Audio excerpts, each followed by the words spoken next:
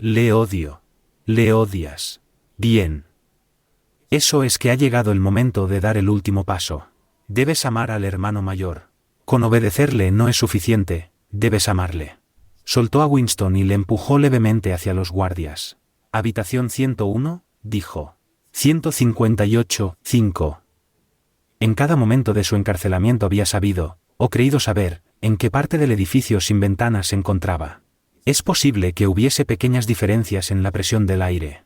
Las celdas donde le habían golpeado los guardias estaban bajo tierra. La sala donde le había interrogado O'Brien estaba cerca del tejado. Este otro lugar estaba a muchos metros bajo tierra, lo más profundo posible. Era mayor que la mayoría de las celdas donde había estado. Pero apenas se fijó en los detalles. Lo único que vio fue que había dos mesitas cubiertas con un tapete verde justo enfrente. Una estaba solo a 1 o 2 metros, la otra, un poco más lejos, cerca de la puerta. Lo habían atado a la silla, con tanta fuerza que ni siquiera podía mover la cabeza. Tenía una especie de almohadilla en la nuca que le obligaba a mirar hacia adelante. Por un instante, lo dejaron solo, luego la puerta se abrió y entró O'Brien.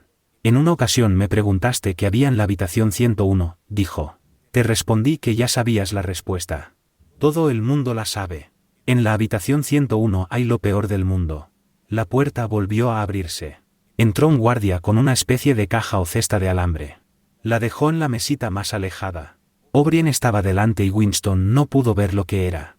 Lo peor del mundo, continuó O'Brien, varía según cada persona. Puede ser morir enterrado vivo, o quemado, o ahogado, o empalado u otras 50 muertes diferentes. En algunos casos es algo mucho más trivial, ni siquiera mortal. Se había desplazado un poco hacia un lado, de manera que Winston pudo ver mejor lo que había en la mesa. Era una jaula ovalada de alambre con un asa en la parte de arriba para transportarla.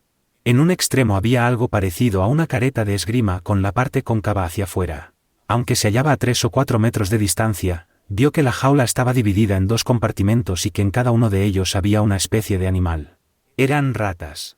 En tu caso, dijo O'Brien, lo peor del mundo son las ratas. Una especie de temblor premonitorio, un miedo no sabía exactamente qué, había estremecido a Winston nada más ver la jaula. Pero, en ese momento, entendió lo que significaba la careta y se le revolvieron las tripas. No puedes hacer eso, chilló con la voz quebrada. No puedes, no puedes. Es imposible. ¿Recuerdas? Preguntó O'Brien, ¿el momento de pánico que se repetía tanto en tus sueños? Tenías delante una pared oscura y notabas un zumbido en los oídos. Había algo terrible al otro lado de la pared. Sabías lo que era pero no te atrevías a sacarlo a la luz. Eran ratas. O'Brien, dijo Winston haciendo un esfuerzo por dominar su voz. Sabes que esto no es necesario. ¿Qué quieres que haga? O'Brien no respondió directamente. Luego adoptó, como hacía a veces, aquel tono de maestro de escuela. Miró pensativo a lo lejos, como si se dirigiese a un público que estuviera detrás de Winston. En sí mismo, dijo, el dolor no siempre es suficiente. Hay ocasiones en que una persona puede resistirlo casi hasta la muerte. Pero para todo el mundo hay algo. 159, insoportable, algo en lo que ni siquiera puede pararse a pensar. No tiene nada que ver con el valor o la cobardía. Cuando uno cae desde las alturas, agarrarse a una cuerda no es una muestra de cobardía. Si emerge a la superficie desde las profundidades del agua, no es cobardía que procure llenar de aire los pulmones. Se trata tan solo de un instinto al que no puede desobedecer. Lo mismo ocurre con las ratas. A ti te resultan insoportables. Son una forma de presión que no podrías resistir ni aunque quisieras. Harás lo que se te diga. Pero, ¿qué es? ¿Qué es? ¿Cómo voy a hacerlo si no sé lo que es? O'Brien cogió la jaula, la llevó a la otra mesa y la dejó con cuidado sobre el tapete verde. Winston oía la sangre que le zumbaba en los oídos. Tenía la sensación de estar totalmente solo. Se encontraba en mitad de una vasta llanura, un desierto inundado de sol en el que todos los sonidos llegaban desde distancias inmensas. Sin embargo, la jaula de las ratas estaba a menos de 2 metros. Eran ratas enormes. Tenían esa edad en que tienen el hocico romo y feroz y el pellejo pardo en lugar de gris. Las ratas, prosiguió O'Brien, dirigiéndose todavía a su público invisible, pese a ser roedores, son carnívoras. Ya lo sabes. Habrás oído contar lo que ocurre en los barrios pobres de la ciudad. Hay calles en las que a ninguna mujer se le ocurriría dejar a su bebé solo en casa ni 5 minutos. Las ratas le atacarían. En muy poco tiempo no quedarían más que los huesos. También atacan a la gente enferma o moribunda. Tienen una sorprendente inteligencia para percibir cuando alguien está indefenso. Se oyeron unos chillidos procedentes de la jaula. A Winston le parecieron muy lejanos. Las ratas se estaban peleando, estaban intentando romper la separación de alambre. También oyó un profundo gemido desesperado que también parecía llegar de fuera. O'Brien cogió la jaula y accionó un mecanismo. Se oyó un chasquido seco. Winston hizo un esfuerzo frenético por soltarse de la silla. Fue inútil, estaba totalmente inmovilizado, ni siquiera podía mover la cabeza. O'Brien acercó la jaula. Estaba a menos de 1 metro del rostro de Winston. He accionado el primer resorte, dijo. Ya sabes cómo está construida la jaula. La careta se ajustará a tu cara sin dejar resquicio. Cuando accione este otro resorte, la puerta se abrirá. Estos bichos hambrientos saldrán disparados como balas. ¿Has visto a una rata saltar por el aire? Saltarán hacia tu cara y empezarán a mordisquearla. Unas veces atacan primero a los ojos. Otras, roen primero las mejillas y luego devoran la lengua. La jaula estaba más cerca, se estaba acercando. Winston oyó una serie de chillidos agudos que parecían proceder del aire por encima de su cabeza. Pero luchó con todas sus fuerzas contra el pánico. Pensar, aunque fuese solo un segundo, pensar era la única esperanza. De pronto, el olor mohoso y repugnante de los animales alcanzó las aletas de su nariz. Sintió una violenta arcada y a punto estuvo de perder el conocimiento.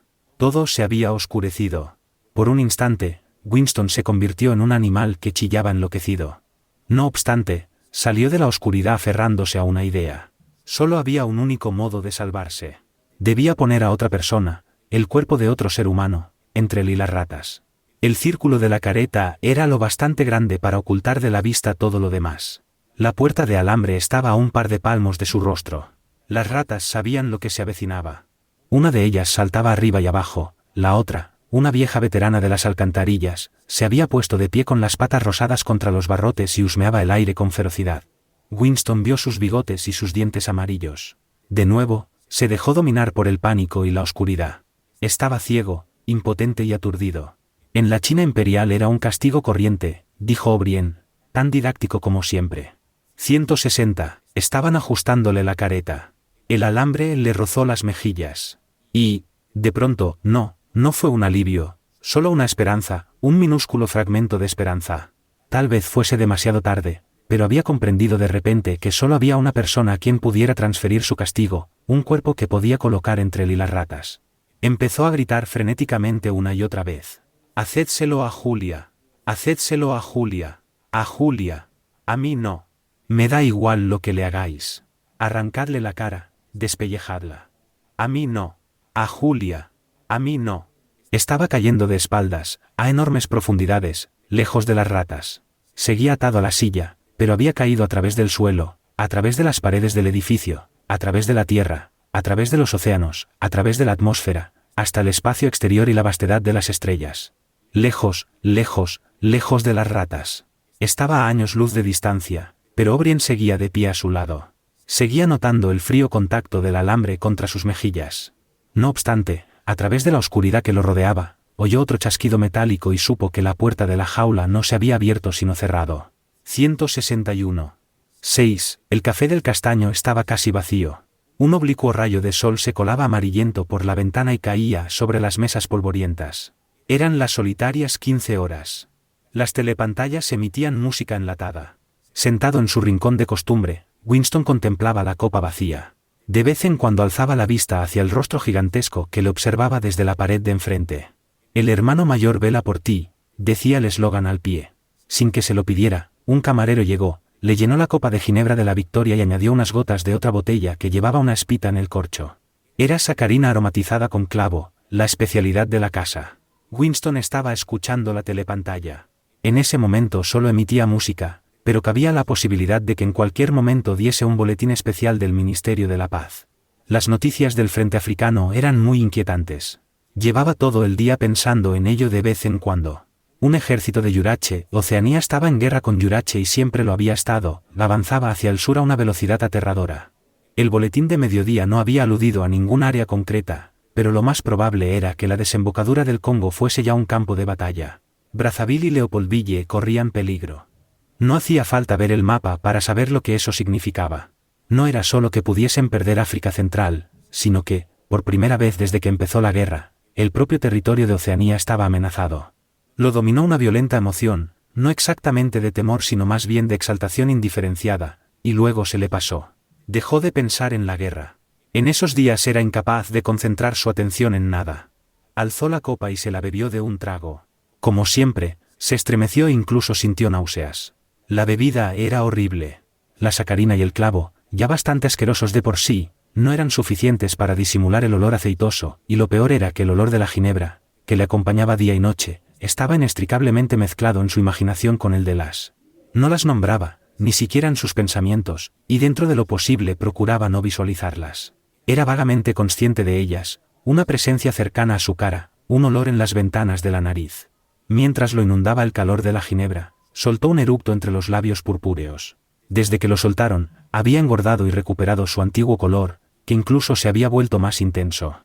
Se le habían embotado los rasgos, la piel de la nariz y los pómulos era tosca y roja y hasta el cuero cabelludo tenía un marcado tono rosa. Un camarero, también sin que hiciera falta pedírselo, le llevó el tablero de ajedrez y el ejemplar del Times de ese día con la página abierta por el problema de ajedrez. Luego, al ver la copa vacía, fue a por la botella de ginebra y se la llenó. No necesitaba pedir nada.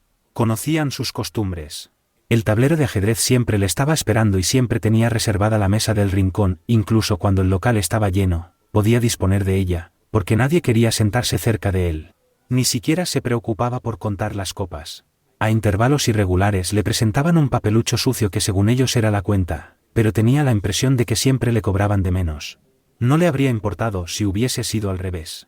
Tenía dinero de sobra. Incluso tenía un trabajo, una sinecura mejor pagada que su antiguo empleo. La música de la telepantalla se interrumpió y dejó paso a una voz.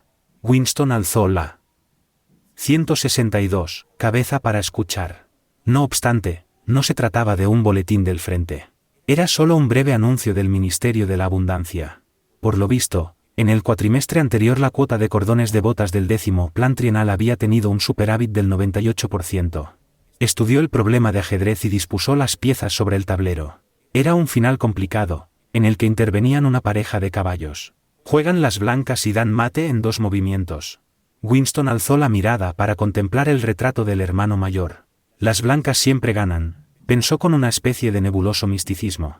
Siempre, sin excepción, así es el orden de las cosas.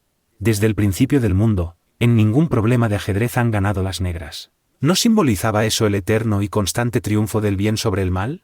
El rostro gigantesco le devolvió la mirada, lleno de calma y poder. Las blancas siempre ganan. La voz de la telepantalla se interrumpió y añadió en tono distinto y mucho más solemne. Se os advierte que estéis preparados para oír un importante anuncio a las 15:30. A las 15:30. Es una noticia de la mayor importancia. Tened cuidado de no perderosla. A las 15:30. Volvió a sonar la música enlatada. A Winston se le aceleró el pulso. Tenía que ser el boletín del frente, el instinto le dijo que eran malas noticias. Todo el día, con pequeños brotes de emoción, le había rondado por la cabeza la idea de una derrota aplastante en África. Le parecía ver al ejército de Yurache desbordando la hasta entonces indestructible frontera e invadiendo hasta el último extremo de África como una columna de hormigas. ¿Por qué no habrían podido atacarles por el flanco? El perfil de la costa occidental de África destacaba vívidamente en su imaginación. Cogió el caballo blanco y lo desplazó por el tablero. Ahí era. Incluso mientras imaginaba la horda negra avanzando hacia el sur le pareció ver otro ejército, misteriosamente formado a su retaguardia y dedicado a cortar las comunicaciones del enemigo por tierra y por mar. Sintió que había creado ese ejército solo con desearlo. Pero había que actuar deprisa. Si llegaban a controlar toda África, si instalaban aeródromos y bases de submarinos en el Cabo, cortarían Oceanía en 2, lo cual podría significar cualquier cosa: la derrota, el hundimiento, un nuevo reparto del mundo, la destrucción del partido. Inspiró profundamente. En su interior se debatía una extraordinaria mezcla de sentimientos, aunque no era exactamente una mezcla, sino más bien diversos sentimientos superpuestos, sin que uno pudiera saber cuál era el más profundo. Pasado el susto, volvió a colocar el caballo blanco en su sitio. De momento no podía concentrarse en el problema de ajedrez. Sus pensamientos empezaron a divagar otra vez. Casi sin darse cuenta escribió con el dedo en el polvo de la mesa. 2 más 2 igual a 5. No se pueden meter en tu cabeza, le había dicho Julia. Pero claro que podían. Lo que ocurre aquí es para siempre, le había advertido O'Brien. Eso sí era cierto. Había cosas, tus propios actos, de los que era imposible recuperarse. Algo moría en tu interior, quemado, cauterizado. La había visto e incluso había hablado con ella. Ya no entrañaba ningún peligro. Sabía, como por instinto, que no les interesaba lo que hiciese. De haber querido, podían haber concertado una cita. De hecho, se habían encontrado por casualidad en el parque, un día de marzo en que hacía malísimo, la tierra estaba dura como el hierro y solo unos pocos 163 brotes de azafrán silvestre asomaban entre la hierba muerta para ser arrancados por el viento. Él iba con prisa, con las manos heladas y los ojos llorosos, cuando la vio apenas a 10 metros de distancia. En el acto pensó que había sufrido un cambio difícil de explicar. Se cruzaron casi sin saludarse, luego Winston se volvió y la siguió sin demasiado interés. Sabía que no había peligro y que nadie se fijaría en ellos. Julia no dijo nada. Se desvió en diagonal, como si quisiera librarse de él, luego pareció resignarse a tenerlo a su lado. No tardaron en llegar a un macizo de arbustos sin hojas que no servían como escondrijo ni ofrecían la menor protección contra el viento. Se detuvieron. Hacía muchísimo frío. El viento silbaba entre las ramas y agitaba los sucios brotes de azafrán. Winston le pasó el brazo por la cintura. No había telepantallas, pero debía de haber micrófonos ocultos, además, alguien podía verles. Daba igual. Nada importaba. Podrían haberse tumbado a hacerlo en el suelo, si hubiesen querido. Se le puso la carne de gallina de frío al pensarlo. Ella no respondió al contacto de su brazo, ni siquiera trató de soltarse. Entonces Winston supo en qué consistía el cambio. Tenía la tez cetrina y una larga cicatriz, oculta en parte por el pelo, que le cruzaba la frente hasta la sien, pero no era ese el verdadero cambio. Su cintura se había vuelto sorprendentemente más gruesa y rígida. Winston recordaba que, en una ocasión, tras la explosión de una bomba volante, había ayudado a sacar a rastras un cadáver de entre las ruinas, y le había sorprendido no solo lo mucho que pesaba, sino su rigidez y lo difícil que era manejarlo, como si en lugar de ser de carne hubiese sido de piedra. Lo mismo le había ocurrido al cuerpo de Julia. Pensó que el tacto de su piel también debía de haber cambiado. No intentó besarla y tampoco hablaron. Mientras regresaban andando por la hierba, ella le miró directamente por primera vez. No fue más que una mirada fugaz, cargada de asco y desprecio. Winston se preguntó si sería una antipatía emanada del pasado o si se la inspiraría también su rostro hinchado y las lágrimas que el viento le arrancaba de los ojos. Se sentaron en unas sillas de hierro, uno al lado del otro, aunque no demasiado cerca. Winston vio que Julia estaba a punto de hablar. La joven movió el pie con torpeza unos pocos centímetros y aplastó a propósito una ramita. Sus pies también parecían haberse vuelto más grandes. Te traicioné, le espetó sin más. Y yo a ti, respondió Winston. Julia volvió a mirarle con desagrado. A veces, dijo, te amenazan con algo insoportable e inconcebible. Y empiezas a decir, no me lo hagáis a mí, hacédselo a otra persona, hacédselo a fulano o a mengano. Y luego intentas convencerte de que fue solo un truco, que solo lo dijiste para que te dejaran en paz y que no hablabas en serio. Pero no es cierto. En el momento en que ocurre, lo dices de verdad. Crees que no hay otra manera de salvarte y estás totalmente dispuesto a que sea de ese modo. Quieres que se lo hagan a otro. Te trae sin cuidado que sufra. No piensas más que en ti. No piensas más que en ti, repitió él. Y después, ya no vuelves a sentir lo mismo por esa persona. No, reconoció Winston, ya no sientes lo mismo. No parecía haber más que decir. El viento les aplastaba los finos monos contra el cuerpo. De pronto les resultó vergonzoso seguir allí en silencio, además, hacía demasiado frío para quedarse allí quietos. Ella dijo que tenía que coger el metro y se puso en pie para marcharse. Tenemos que vernos otro día, dijo Winston. 164. Sí, respondió Julia, ya nos veremos. La siguió indeciso un rato, varios pasos por detrás. No volvieron a hablar. Ella no intentó quitárselo de encima, pero anduvo deprisa para que no pudiera alcanzarla. Winston había decidido acompañarla hasta la estación, pero de pronto la idea de seguirla con aquel frío le pareció inútil e insoportable. Le dominó el deseo no tanto de alejarse de Julia como de volver al café del Castaño, que nunca le había parecido tan atractivo como entonces. Pensó con nostalgia en su mesa del rincón, con el periódico, el tablero de ajedrez y la inagotable provisión de ginebra. Además, allí haría calor. Un instante después, permitió que se interpusiera un grupo de personas. Hizo un vano intento por alcanzarla, luego empezó a andar más despacio, se dio la vuelta y se marchó en dirección opuesta. Cuando llevaba andados unos 50 metros, se volvió. Había poca gente en la calle, pero ya no se la veía. Habría podido ser cualquiera entre aquella docena de figuras apresuradas. Tal vez su cuerpo grueso y rígido ya no fuese reconocible por detrás. En el momento en que ocurre, lo dices de verdad. Y así era, Winston no solo lo había dicho, sino que lo había deseado. Había deseado que le echaran encima a ella las. La música que estaba emitiendo la telepantalla cambió. Se oyó una nota quebrada, burlona, la nota amarilla. Y luego, tal vez no estuviese ocurriendo, quizá fuese solo un recuerdo en forma de sonido, se oyó una voz que cantaba. Bajo las ramas del castaño te vendí y me vendiste. Los ojos se le llenaron de lágrimas. Un camarero reparó al pasar en que su copa estaba vacía y volvió con la botella de ginebra. Alzó la copa y la olisqueó. El líquido se volvía más horrible con cada trago que daba. Pero se había convertido en el elemento en que nadaba. Era su vida, su muerte y su resurrección.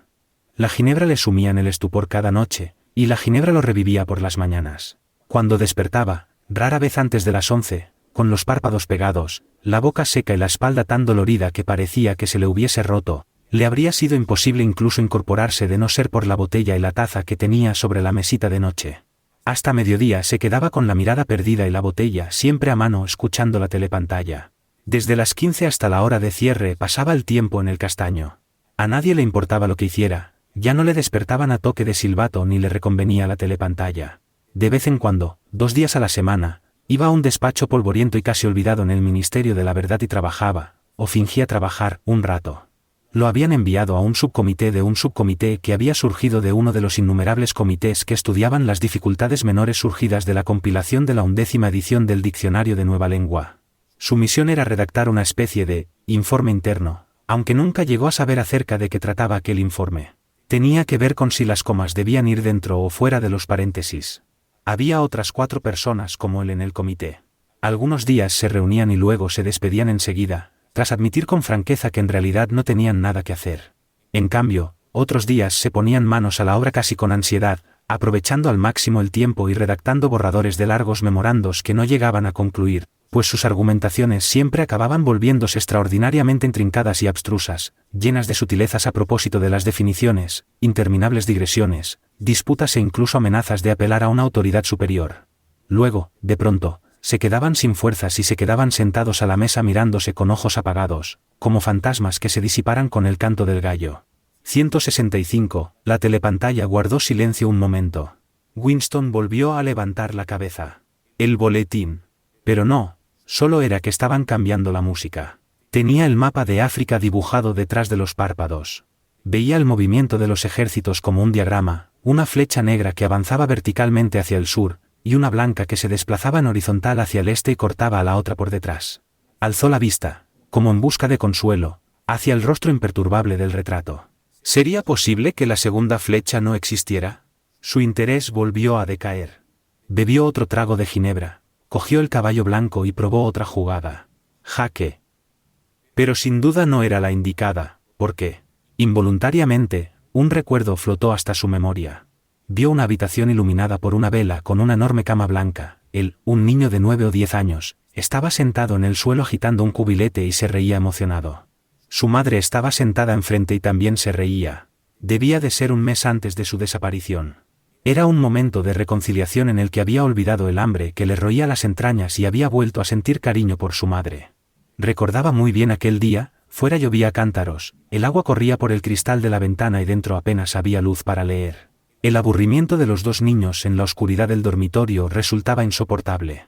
Winston lloriqueaba y no paraba de quejarse, hacía fútiles peticiones de comida, iba y venía por la habitación descolocándolo todo y pateaba los paneles hasta que los vecinos daban golpes en la pared, mientras su hermana lloraba de manera intermitente.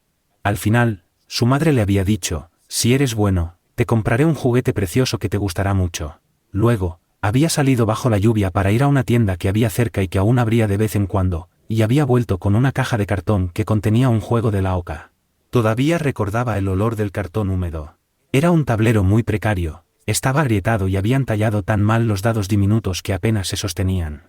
Winston miró hosco y sin demasiado interés aquel objeto. No obstante, su madre encendió una vela y se sentaron a jugar en el suelo.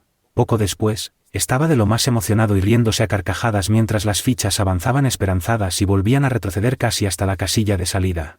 Jugaron 8 partidas y ganaron 4 cada uno.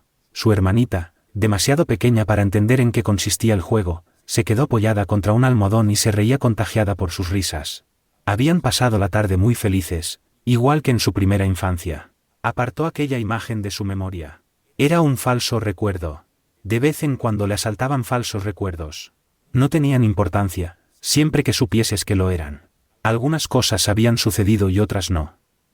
Se volvió hacia el tablero de ajedrez y cogió otra vez el caballo blanco. Casi al mismo tiempo lo soltó con estrépito sobre el tablero y dio un salto como si le hubiesen pinchado con un alfiler. Un agudo toque de trompeta había perforado el aire. Era el boletín. Victoria. Siempre que un toque de trompeta precedía a las noticias era que se había producido alguna victoria. Una especie de estremecimiento eléctrico recorrió el café. Incluso los camareros interrumpieron su trabajo y aguzaron el oído. El toque de trompeta había dado paso a un gran bullicio. Una voz emocionada farfullaba en la telepantalla, pero nada más empezar la ahogaron los gritos de la calle. La noticia había corrido como por arte de magia. Apenas pudo oír lo suficiente en la telepantalla para comprender que todo había sucedido tal como lo había previsto, una enorme flota construida en secreto, un ataque por sorpresa contra la retaguardia enemiga, la flecha blanca cortando a la negra por detrás. Fragmentos de frases triunfales se abrieron. 166, paso entre la algazara generalizada, vasta maniobra estratégica, coordinación perfecta, derrota aplastante, 500.000 de prisioneros, desmoralización absoluta, control de toda África, la guerra más cerca del fin, victoria. La mayor victoria de la historia de la humanidad. Victoria, victoria, victoria. Debajo de la mesa Winston movía los pies de forma convulsa. No se había movido del asiento, pero en su imaginación corría y gritaba hasta ensordecer con la multitud de la calle. Volvió a contemplar el retrato del hermano mayor. El coloso que dominaba el mundo. La roca contra la que se estrellaban en vano las hordas asiáticas. Pensó que hacía apenas 10 minutos, sí, tan solo 10 minutos, dudaba de si las noticias del frente traerían la victoria o la derrota. No solo había perecido un ejército de Yurache. Había cambiado mucho desde aquel primer día en el Ministerio del Amor, pero la curación y el cambio definitivos e indispensables no habían sucedido hasta ese momento. La voz de la telepantalla seguía explayándose acerca de los prisioneros, el botín y el número de bajas, pero el griterío en la calle había disminuido un poco. Los camareros habían vuelto al trabajo. Uno de ellos se acercó con la botella de ginebra. Winston, sumido en una maravillosa ensoñación, no vio que le estaba llenando la copa. Ya no corría ni gritaba. Había vuelto al Ministerio del Amor, todo estaba perdonado y su alma era tan pura como la nieve. Estaba en el banquillo confesándolo todo e implicando a todo el mundo. Recorría el pasillo de azulejos blancos con la sensación de andar a la luz del sol con un guardia armado a sus espaldas. La tan ansiada bala estaba atravesando su cerebro. Alzó la vista hacia el rostro gigantesco. 40 años había tardado en entender la sonrisa que se ocultaba tras el bigote negro. Qué malentendido tan cruel e innecesario. Qué exilio tan obcecado se había impuesto a sí mismo de aquel pecho amoroso. 2 lágrimas perfumadas de ginebra le rodaron por la nariz. Pero todo había acabado bien, la lucha había concluido. Se había vencido a sí mismo. Amaba al hermano mayor. 167. Apéndice. Principios de nueva lengua. La nueva lengua era el idioma oficial de Oceanía y había sido ideada para hacer frente a las necesidades ideológicas del socin, o socialismo inglés. En 1984 todavía no había nadie que la utilizara como única forma de comunicación, ni hablada ni escrita. Los editoriales del Times se escribían en nueva lengua, pero era un tour de force que solo podía llevar a cabo un especialista. Se suponía que acabaría desplazando a la vieja lengua, o inglés estándar, como lo llamaríamos hoy, en torno al año 2050. Entretanto, iba ganando terreno poco a poco, y todos los miembros del partido tendían a utilizar cada vez más palabras y construcciones gramaticales en nueva lengua en el habla cotidiana. La versión utilizada en 1984, encarnada en la 9ª y 10ª ediciones del Diccionario de Nueva Lengua, era provisional, e incluía muchas palabras superfluas y formas arcaicas que debían suprimirse más tarde. Nosotros trataremos aquí de la versión perfeccionada y definitiva, recogida en la 11ª edición del diccionario. El propósito de la nueva lengua no era solo proporcionar un medio de expresión a la visión del mundo y los hábitos mentales de los devotos del socin, sino que fuese imposible cualquier otro modo de pensar. La intención era que cuando se adoptara definitivamente la nueva lengua y se hubiese olvidado la vieja lengua, cualquier pensamiento herético, cualquier idea que se separase de los principios del socin, fuese inconcebible, al menos en la medida en que el pensamiento depende de las palabras. Su vocabulario estaba construido para dar expresión exacta y a menudo muy sutil a todos los significados que pudiera querer expresar un miembro del partido, y al mismo tiempo excluir cualquier otro pensamiento y también la posibilidad de llegar a ellos por métodos indirectos. Eso se lograba en parte con la invención de palabras nuevas, pero sobre todo eliminando las palabras indeseables y despojando las restantes de cualquier significado heterodoxo, y dentro de lo posible de sus significados secundarios. Para dar un ejemplo, la palabra libre seguía existiendo en Nueva Lengua, pero solo podía utilizarse en frases como este perro está libre de pulgas, o este campo está libre de malas hierbas. No podía emplearse en el antiguo sentido de políticamente libre, o intelectualmente libre, porque la libertad política o intelectual habían dejado de existir incluso como conceptos y por tanto era innecesario nombrarlas. Aparte de la supresión de las palabras claramente heréticas, la reducción del vocabulario se consideraba un fin en sí mismo y no se permitía la supervivencia de ninguna palabra que se considerase prescindible. La nueva lengua estaba pensada no para extender, sino para disminuir el alcance del pensamiento, y dicho propósito se lograba de manera indirecta reduciendo al mínimo el número de palabras disponibles. La nueva lengua se basaba en el idioma inglés tal como hoy lo conocemos, aunque muchas frases en nueva lengua, incluso aunque no contuvieran palabras de nueva creación, apenas serían inteligibles para un hablante de nuestros días. Las palabras en nueva lengua se dividían en tres clases distintas conocidas como el vocabulario A, el vocabulario B, formado por palabras compuestas, y el vocabulario C. Será más fácil estudiarlas por separado, aunque abordaremos las peculiaridades gramaticales del idioma en la sección dedicada al vocabulario A, pues las tres categorías se regían por las mismas normas. 168. El vocabulario A. El vocabulario A incluía todas aquellas palabras necesarias para la vida cotidiana, para cosas como comer, beber, trabajar, ponerse la ropa, subir y bajar escaleras, conducir vehículos, cuidar el jardín, cocinar y demás. Estaba compuesto casi por entero por palabras que ya existían antes como golpear, correr, perro, árbol, azúcar, casa, o campo, aunque, en comparación con el vocabulario del inglés actual, su número era extremadamente pequeño y su significado estaba definido con mayor rigidez. Todas las ambigüedades y los matices de significado se habían eliminado. Dentro de lo posible, toda palabra en nueva lengua perteneciente a esta categoría se reducía a un sonido en staccato que expresaba un concepto entendido con total claridad. Habría sido imposible utilizar el vocabulario A con propósitos literarios o para una argumentación política o filosófica. Estaba concebido solo para expresar ideas sencillas y determinadas que por lo general implicaban objetos concretos o acciones físicas. La gramática de la nueva lengua tenía dos peculiaridades destacadas. La primera era la intercambiabilidad casi absoluta entre las diferentes partes de la frase. Cualquier palabra, y en principio eso incluía palabras muy abstractas como sí, o, cuando, podía utilizarse como verbo, sustantivo, adjetivo o adverbio. Entre el verbo y el sustantivo, cuando compartían la misma raíz, no había la menor diferencia, una norma que implicaba en sí misma la destrucción de numerosos arcaísmos. La palabra, pensamiento, por ejemplo, no existía en nueva lengua. Su lugar lo ocupaba la forma, piensa, que funcionaba como verbo y como sustantivo. No se seguía ningún principio etimológico, en unos casos se optaba por conservar el sustantivo y en otros el verbo. Incluso cuando un verbo y un sustantivo de significado similar no tenían conexión etimológica, era frecuente que se eliminara uno u otro. Por ejemplo, no existía la palabra cortar, y su significado se expresaba de manera suficiente por el sustantivo, verbo, cuchilló. Los adjetivos se formaban añadiendo el sufijo, pleno, al sustantivo, verbo, y los adverbios añadiéndole, mente. Así, por ejemplo, velocipleno, significaba veloz, velocimente, velozmente. Se conservaban algunos de nuestros adjetivos actuales, tales como bueno, fuerte, grande, negro, y blando, pero su número era muy reducido. Apenas eran necesarios, pues cualquier adjetivo podía formarse añadiendo, pleno, a un sustantivo, verbo.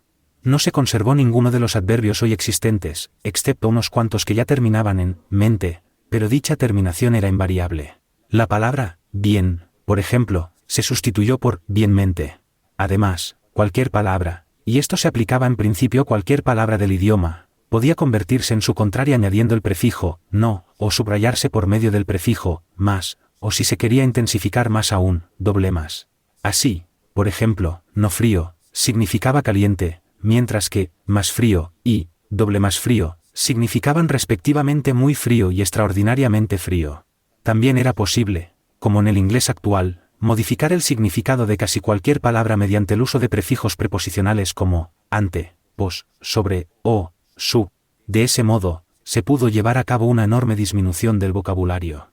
Una vez aceptada, por ejemplo, la palabra bueno, se hacía innecesaria la palabra malo, pues el significado requerido se expresaba igual de bien, o incluso mejor, con no bueno. Lo único necesario, en el caso de que dos palabras formaran un par natural de opuestos, era decidir cuál de las dos eliminar. Oscuridad, por ejemplo, podía sustituirse por no luz, o luz, por no oscuridad, según las preferencias de cada cual. El segundo rasgo distintivo de la nueva lengua era su regularidad. Quitando algunas excepciones que se enumeran más abajo, todas las inflexiones seguían las mismas normas. 169. Así, en todos los verbos, el pasado y el participio pasado eran iguales y terminaban en ado o en ido. El pasado de sustrae era sustraído y el de piensa, piensado, y así ocurría con toda la lengua. Las demás formas fueron abolidas. Todos los plurales se hacían añadiendo s. Los plurales de hombre, buey o vida eran hombres, lluís o vidas. La comparación de los adjetivos se hacía invariablemente añadiendo más y doble más, y todas las demás formas se suprimieron. Las únicas palabras en las que se toleraban las inflexiones irregulares eran los pronombres, los relativos, los demostrativos y los verbos auxiliares. Todos seguían las normas antiguas, excepto quién, que se había suprimido por innecesario. El subjuntivo también había dejado de utilizarse. Había también otras irregularidades en la formación de palabras que surgían de la necesidad de hablar de manera rápida y sencilla. Cualquier palabra difícil de pronunciar o de entender se consideraba mala ipso facto, por tanto de vez en cuando se añadían letras a algunas palabras o se conservaba un arcaísmo por motivos eufónicos. No obstante, esa necesidad tenía que ver más con el vocabulario B. Después aclararemos por qué se concedía tanta importancia a la pronunciación. El vocabulario B. El vocabulario B consistía en palabras que se habían formado deliberadamente por motivos políticos, es decir, palabras que no solo tenían implicaciones políticas, sino que estaban pensadas para imponer una actitud mental deseable en la persona que las utilizara. Eran difíciles de emplear sin una buena comprensión de los principios del socin. En algunos casos podían traducirse a vieja lengua, o incluso a palabras tomadas del vocabulario A, pero eso exigía a menudo una larga paráfrasis y siempre implicaba la pérdida de matices. Las palabras B eran una especie de taquigrafía verbal, a menudo concentraban muchas ideas en unas pocas sílabas, y al mismo tiempo eran más precisas y poderosas que el lenguaje normal. Las palabras B eran siempre palabras compuestas, asterisco. Consistían en dos o más palabras, o porciones de palabras, fundidas en una forma fácil de pronunciar. La amalgama resultante era siempre un sustantivo, verbo que se utilizaba según las normas habituales. Por tomar un ejemplo, la palabra bien piensa, que significaba, a grandes rasgos, ortodoxia, o si se quería considerarla un verbo, pensar de manera ortodoxa. Se declinaba del modo siguiente: el sustantivo, verbo era, bien piensa, el pasado y el participio, bien pensado, el adjetivo, bien piensa pleno, y el adverbio, bien piensa mente. Las palabras B no se creaban según un plan etimológico. Las palabras con que se construían podían tomarse de cualquier parte de la frase, colocarse en cualquier orden y mutilarse de cualquier modo que permitiera pronunciarlas con facilidad y al mismo tiempo indicar su derivación. En la palabra crimental, crimen del pensamiento, mental, iba al final, mientras que en mental policía del pensamiento, iba al principio, y en la última palabra, policía, había perdido las últimas sílabas.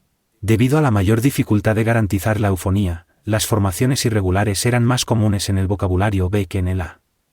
Por ejemplo, las formas adjetivadas de miniver, minipax y minime eran, respectivamente, miniver pleno, minipas pleno, y minimor pleno, porque verdad pleno, paz pleno, y amor pleno, eran ligeramente más difíciles de pronunciar.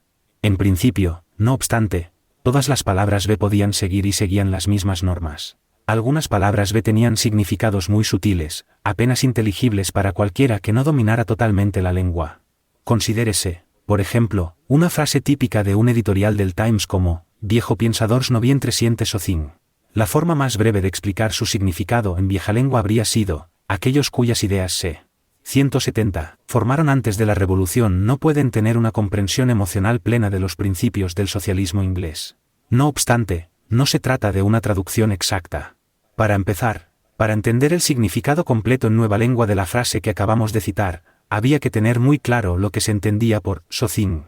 Y, además, solo una persona muy familiarizada con el socin podría apreciar toda la fuerza de la palabra vientre siente, que implicaba una aceptación ciega y entusiasta difícil de imaginar hoy, o de viejo piensa, que estaba inextricablemente asociada a la idea de maldad y decadencia. Pero la particular función de algunos términos en nueva lengua, entre ellos, viejo piensa, no era tanto expresar significados como destruirlos. Dichos términos, necesariamente escasos, habían ampliado su significado hasta contener listas enteras de palabras que, ya que podían ser nombradas con un único término, podían borrarse y caer en el olvido. La mayor dificultad a que se enfrentaban los compiladores del diccionario de nueva lengua no era tanto inventar nuevas palabras como acotar su significado una vez inventadas, o lo que es lo mismo, asegurarse de que rangos de palabras habían eliminado con su existencia.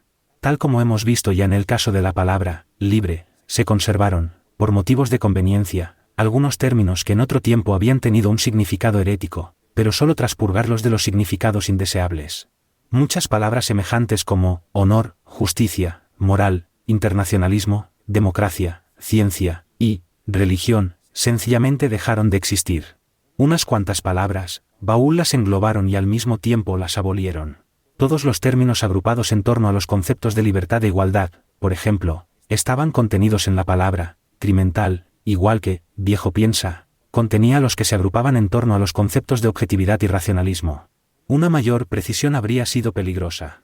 La perspectiva requerida a los miembros del partido era similar a la de los antiguos hebreos que sabían, sin saber mucho más, que las demás naciones adoraban falsos dioses.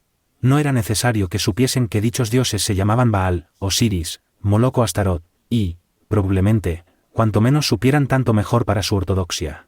Conocían a Jehová y sus mandamientos, y en consecuencia sabían que todos los demás dioses con otros nombres o atributos eran falsos.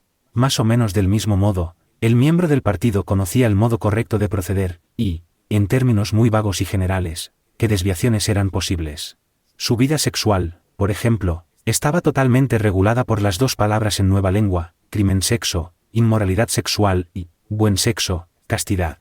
El crimen-sexo incluía cualquier desviación sexual, desde la fornicación, el adulterio y la homosexualidad hasta otras perversiones, incluidas las relaciones normales si tenían lugar solo por placer. No había necesidad de enumerarlas por separado, puesto que todas eran igualmente culpables, y en principio, estaban castigadas con la muerte. En el vocabulario C, formado por palabras científicas y técnicas, podía ser necesario dar nombres concretos a determinadas aberraciones sexuales, pero al ciudadano corriente no le hacía falta. Sabía lo que era el buen sexo, es decir, las relaciones normales entre hombres y mujeres con el único propósito de engendrar hijos, y sin placer físico por parte de la mujer. Todo lo demás era crimen-sexo. En nueva lengua muy pocas veces era posible elaborar una idea herética más allá de la percepción de que lo era. Pasado ese punto, no existían las palabras necesarias. Ninguna palabra en el vocabulario B era neutra desde el punto de vista ideológico. Muchas eran eufemismos. Así, por ejemplo, campogozo, campo de trabajos forzados, o Minipax, el Ministerio de la Paz, en realidad el Ministerio de la Guerra, significaban casi lo contrario de lo que aparentaban significar.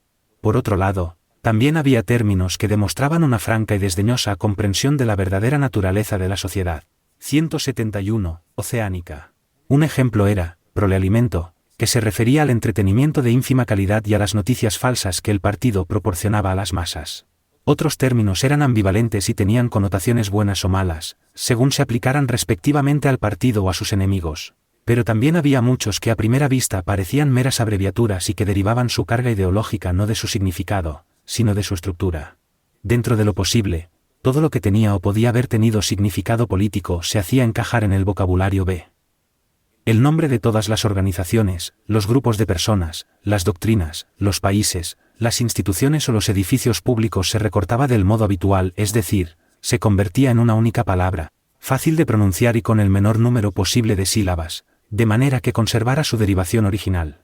En el Ministerio de la Verdad, por ejemplo, el Departamento de Archivos, donde trabajaba Winston Smith, se llamaba Deparch, el Departamento de Ficción se llamaba Defic, el Departamento de Teleprograma se llamaba Deptel, y así sucesivamente. Esto se hacía no solo con el objetivo de ganar tiempo.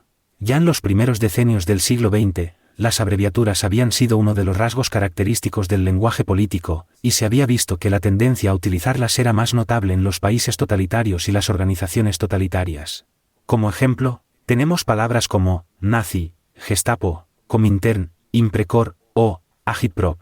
Al principio, dicha práctica se adoptó de manera casi instintiva, pero en Nueva Lengua tenía un propósito consciente.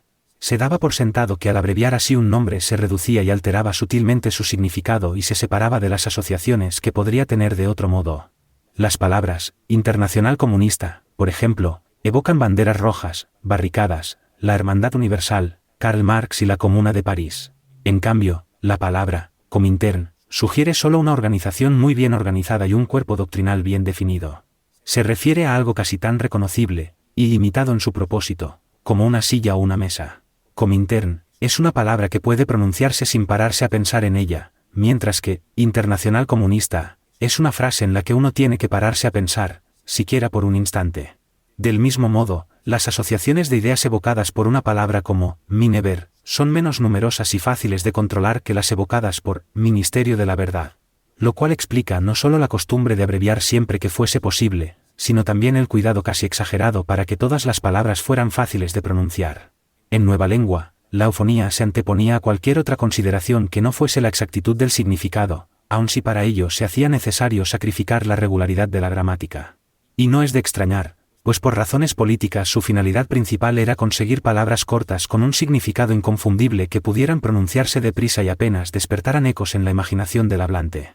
Las palabras del vocabulario B incluso ganaban fuerza por el hecho de que casi todas se pareciesen.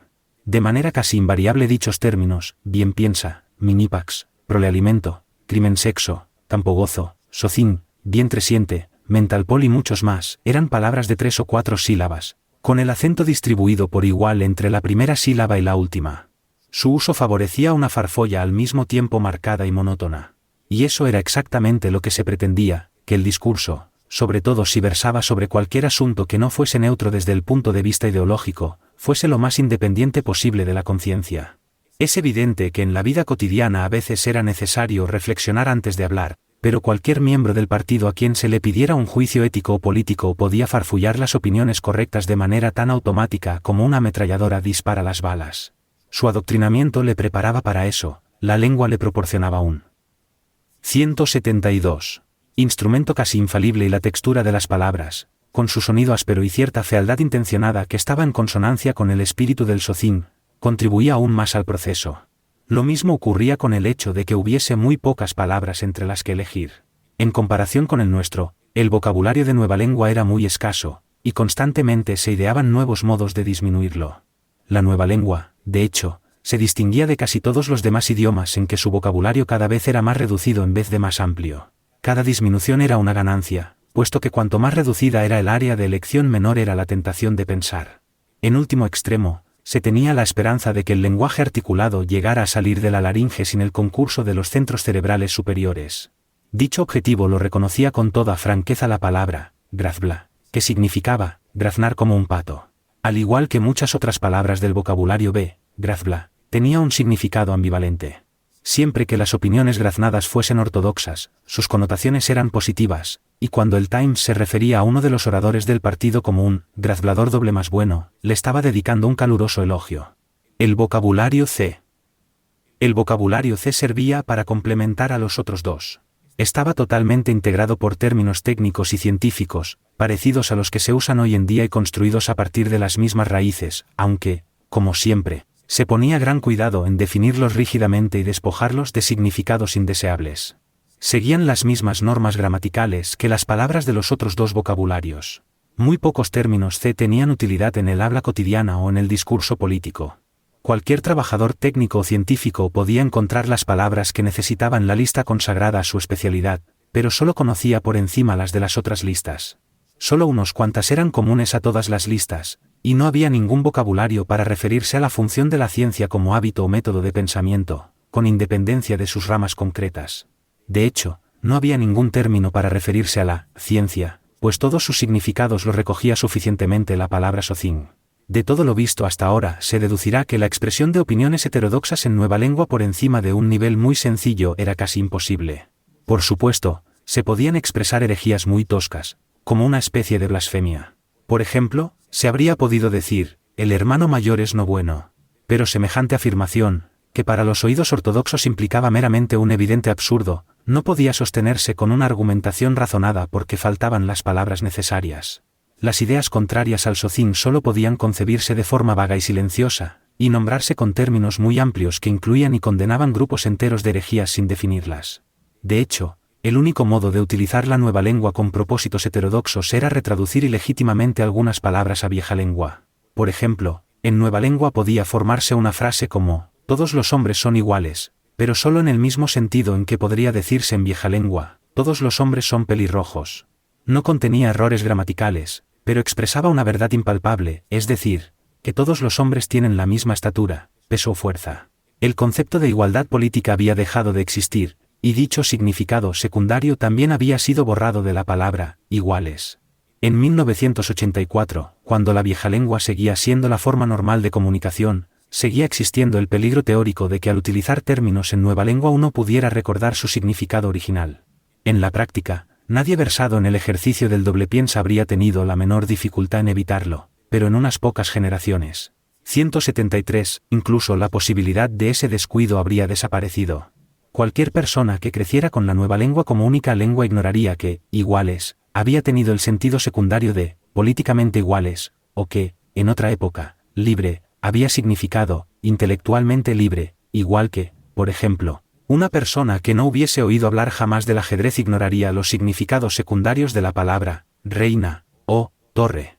Habría muchos crímenes y equivocaciones que le sería imposible cometer, sencillamente porque no tenían nombre y le resultarían inimaginables.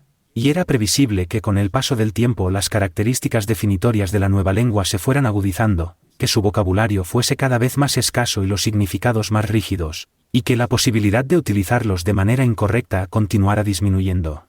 Cuando la vieja lengua fuese por fin superada, se habría cortado el último vínculo con el pasado. La historia ya se había reescrito muchas veces, pero todavía sobrevivían fragmentos de literatura del pasado aquí y allá, censurados de forma imperfecta, y mientras quedase alguien que conociera la vieja lengua sería posible leerlos. En el futuro, dichos fragmentos, aunque lograsen sobrevivir, serían ininteligibles e intraducibles.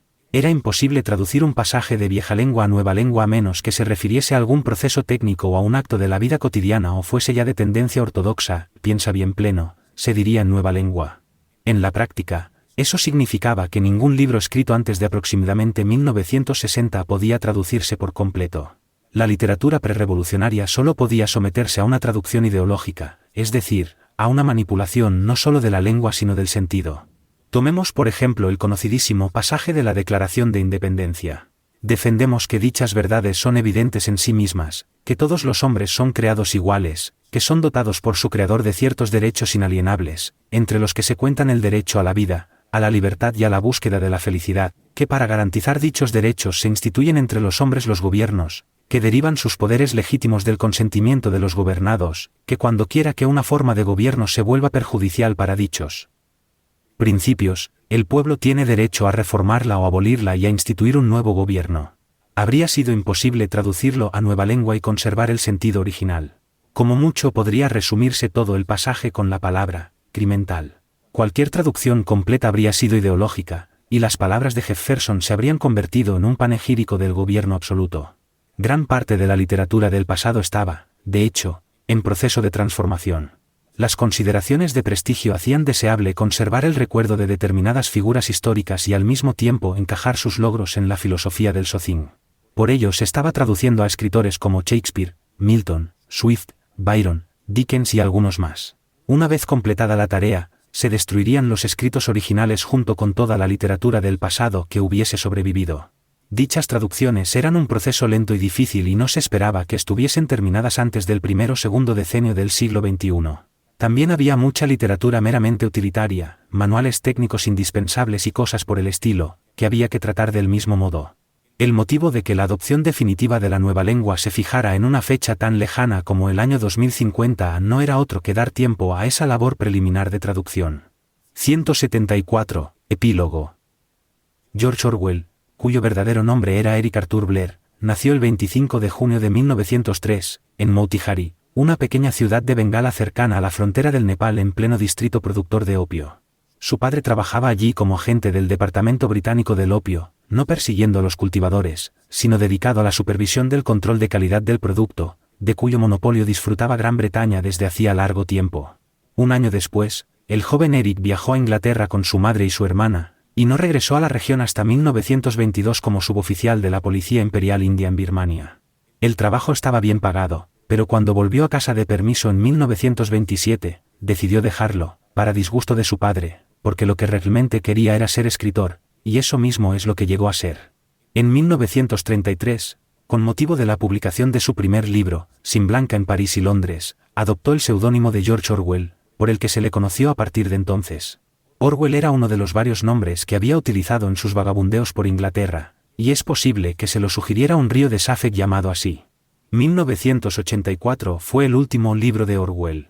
En el momento de su aparición, en 1949, había publicado ya otros 12, entre ellos el alabadísimo y popular Rebelión en la Granja. En un artículo escrito en 1946, ¿Por qué escribo?, recordó, Rebelión en la Granja fue el primer libro en que intenté, con absoluta conciencia de lo que estaba haciendo, fusionar en un todo la intención política y artística. Llevo 7 años sin escribir una novela, aunque espero redactar una muy pronto. Seguro que será un fracaso, como todos los libros, pero veo con bastante claridad el libro que quiero escribir. Poco después, empezó a trabajar en 1984. En cierto sentido, esta novela ha sido una víctima del éxito de Rebelión en la Granja, que casi todo el mundo se contentó con leer como una evidente alegoría del triste destino de la Revolución rusa. Desde el instante en que el bigote del hermano mayor hace su aparición en el segundo párrafo de 1984, muchos lectores se han limitado a seguir punto por punto la analogía de la obra anterior. Aunque el rostro del hermano mayor es evidentemente el de Stalin, igual que el del despreciado hereje del partido Emmanuel Goldstein es el de Trotsky, ni uno ni otro se inspiran en sus modelos con tanta claridad como Napoleón y Bola de Nieve en Rebelión en la Granja. Sin embargo, eso no impidió que el libro se vendiera en Estados Unidos como una especie de tratado anticomunista. Llegó en plena era McCarthy, cuando el comunismo había sido condenado oficialmente como una amenaza monolítica y mundial, y en un momento en el que pararse a distinguir entre Stalin y Trotsky parecía tan inútil como que un pastor se dedicase a enseñar a las ovejas los matices que diferencian a unos lobos de otros. Además, la Guerra de Corea, 1950-1953, pronto pondría de relieve la supuesta práctica comunista de refuerzo ideológico mediante el lavado de cerebro, una serie de técnicas teóricamente basadas en la obra de I. P. Pavlov, que había enseñado a unos perros a salivar al oír una señal, igual que los tecnócratas soviéticos estaban condicionando a sus súbditos para que tuviesen y lejos políticos que resultaran de utilidad para el Estado. Se decía que los rusos estaban compartiendo esos métodos con sus títeres, los chinos y los comunistas norcoreanos. A los lectores decididos a interpretar la novela como una simple condena de las atrocidades estalinistas no les sorprendió que Winston Smith, el protagonista de 1984, sufriera, con prolijo y aterrador detalle, algo muy parecido a un 175, lavado de cerebro. Esa no era exactamente la intención de Orwell. Aunque 1984 haya proporcionado ayuda y consuelo a generaciones de ideólogos anticomunistas con sus propias respuestas pavlovianas, la política de Orwell no solo era de izquierda sino que estaba a la izquierda de la izquierda. En 1937, había ido a España a luchar contra Franco y sus fascistas apoyados por los nazis, y allí había aprendido muy pronto la diferencia entre el verdadero antifascismo y el de pega.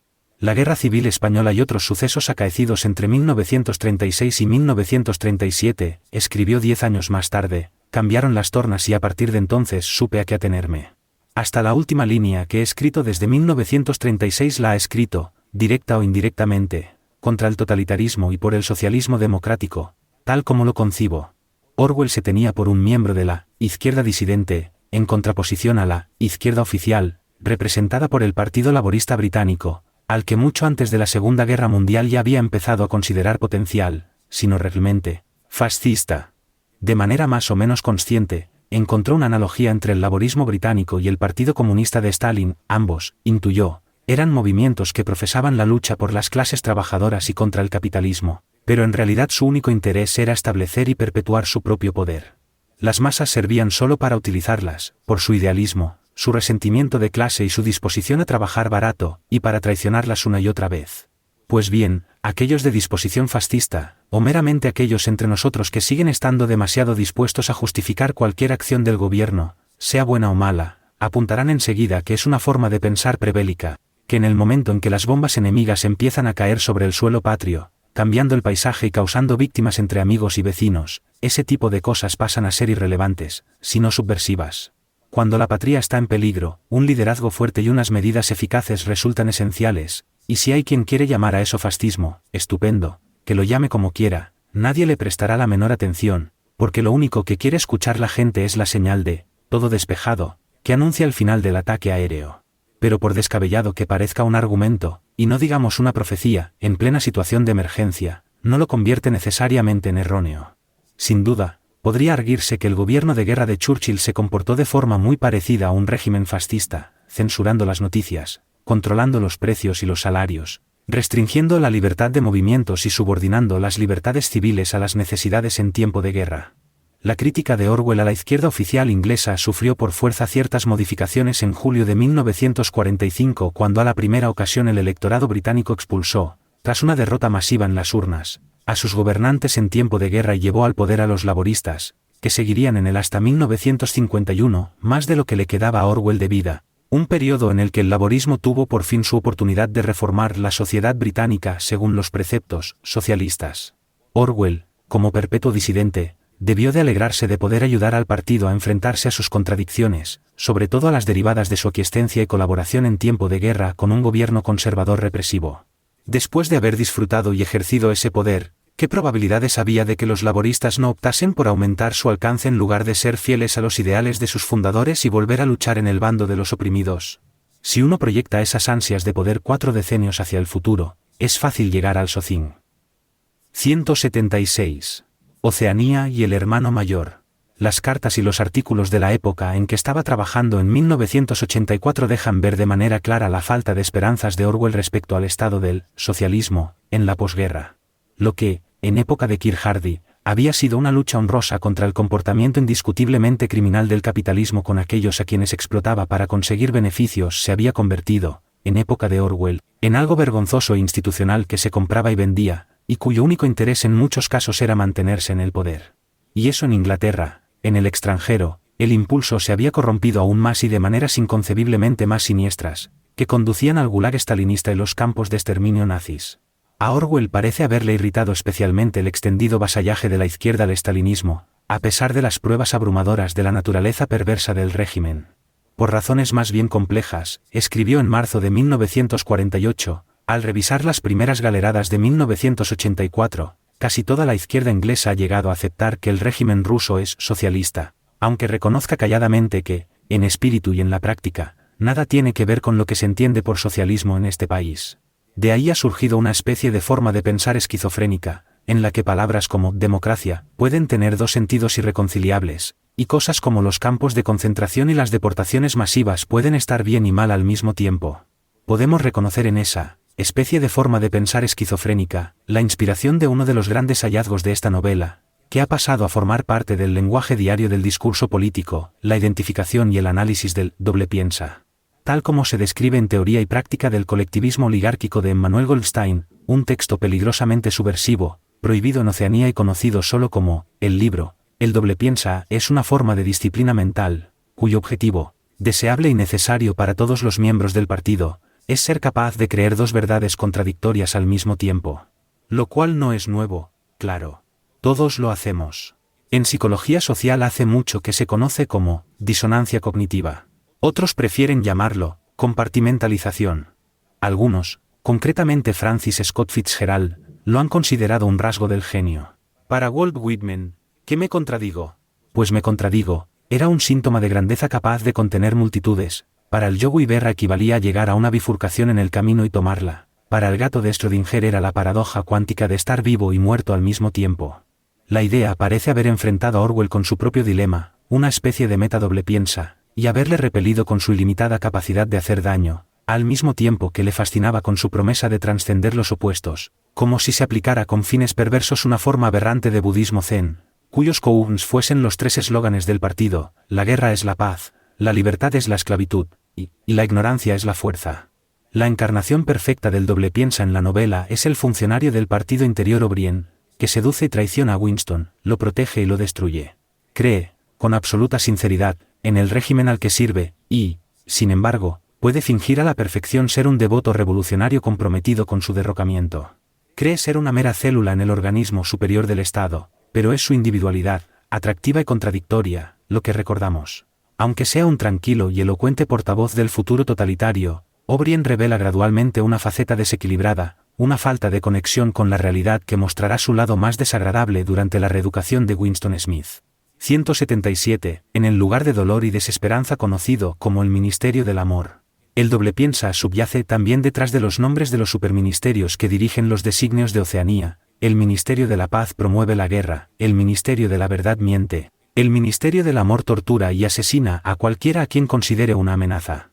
Si eso parece irracional y perverso, recuérdese que hoy en día, en Estados Unidos, muy pocos consideran ilógico llamar a un aparato bélico, Departamento de Defensa, o hablar en serio del Departamento de Justicia, a pesar de las bien documentadas violaciones de los derechos humanos y constitucionales de su brazo más poderoso, el FBI. Se requiere de los supuestamente libres medios de comunicación que ofrezcan una información equilibrada, en la que cualquier verdad se vea inmediatamente neutralizada por otra igual y opuesta.